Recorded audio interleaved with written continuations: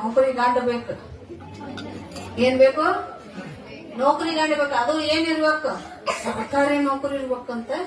ಸರ್ಕಾರಿ ನೌಕರಿ ಇರಬೇಕು ಮತ್ತ ಹೊಲ ಇರ್ಬೇಕಂತ. ಹೊಲ ಎದಕ್ಕೆ ಬೇಕು? ನೀವು ನೌಕರಿ ಇದ್ಮೇಲೆ ದುಡಿಯಾಕ ನೀವು ಹೋಗಂಗಿಲ್ಲ ಅಂದ ಬಳಕ ಹೊಲಕ್ಕೆ ಹೋದ ಕರ್ರಗತ್ತಿವ್ರು. ನೌಕರಿನ ಬೇಕು ಸರ್ಕಾರಿಯ. ನೌಕರಿ ಎಲ್ಲ ಇಲ್ಲಿ ಇರುವಂದು ನೌಕರಿ ಗಂಡಿನವರ ಆಗಿರಿ ಒಂದು, ಇಲ್ಲತ್ತಂದ್ರೆ ಆಸ್ತಿ ಇದ್ದವನ ಆಗಿರಿ ಒಂದು. ಆಸ್ತಿ ಅಂದ್ರೆ ಪಾಪ ಆಸ್ತಿ ಇದ್ದವ್ರನ್ನ ಮತ್ತ ಅವ್ನ ಕೇರ್ ಮಾಡಲಂಗ ಆದಿತ್ತ ನಿಮ್ಗೆ.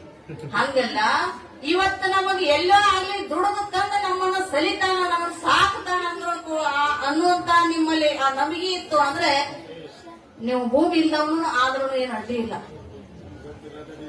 ಅಮ್ಮಾರ ಏನೋ ನಮ್ಮನ್ನ ಹಳ್ಳಕ್ಕೆ ಒಯ್ಯಾಕ್ ಬಂದಾರ. ಯಾಕಂದ್ರೆ ಇವತ್ತು ರೈತನೇ ಜಗತ್ತಿಗೆ ಅನ್ನ ಹಾಕ್ತಾನ.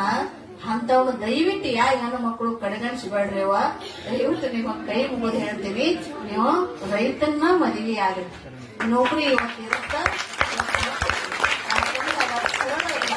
ನೌಕರಿ ಯಾವ್ದಾದ್ರು ಒಂದು ಕೊಂತು ಬರ್ತು ಅಂದ್ರೆ ನೌಕರಿ ಅದು.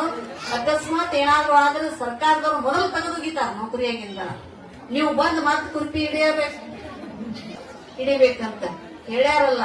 ನೀತಿ ವಿದ್ಯೆಗಿಂತ ಕೋಟಿ ವಿದ್ಯೆಯನ್ನು ಮೇಲಿಲ್ಲ ಅಂತ.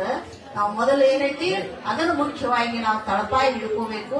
ದಯವಿಟ್ಟೆಲ್ಲಾ ಹೆಣ್ಣು ಮಕ್ಕಳು ಜಗತ್ತಿನೊಳಗೆ ಇದೆಲ್ಲ ಜಾಹೀರ್ ಐತಿ, ಮುಂದೆ ಹೋಗ್ತಿದ. ಅದಕ್ಕೆ ಹೇಳಾಕತ್ತ ನಾ, ಜಗತ್ತಿನ ಹೆಣ್ಣು ಮಕ್ಕಳು ಕೂಡ ಏನ್ ಮಾಡ್ಬೇಕು? ರೈತನ್ನ ಮದುವೆಯಾಗಿ ತಮ್ಮ ಜೀವನವನ್ನು ಗಂಡಗಳ ಮುಂದೆ ಇರ್ತಾರೆ. ನಿಮ್ ಕಣ್ಣು ಮುಂದೆ ನೀವು ಸುಮ್ನೆ ಅವ್ರು ಮಿಲಿಟರಿ ಹೋಗಿದ್ದಾವ ಹೊಳೆ 6 ತಿಂಗಳು ಕಾಯ್ಬೇಕು. ಅವ್ರು ಬರುತ್ತಾರ ಗಂಡ ಅಲ್ಲೇ ಹೇಳ್ದಿಲ್ಲೇ. ಇವ ಆಫೀಸ್ಗೆ ಹೋದ ಹೊತ್ತು ಮುಗ್ತಾನ, ಮೋದಿ ಹೊಡ್ಸ್ಕೊಂಡ್ ಕುಂದ್ರಬೇಕು. ಇಕ್ಕಿ ಬರ್ತಾನ. ಅದೇ ಯಾರಿಗೆ ಬೇಕಾಗೈತಿ? ಹೊತ್ತು ಮುಗಿದ್ರೆ ಗಂಡ ಮಕ್ಕ ನೋಡ್ತಾನ. ಆರಾಮ್ ರೈತನ ಆಗಿ ಜೀವನ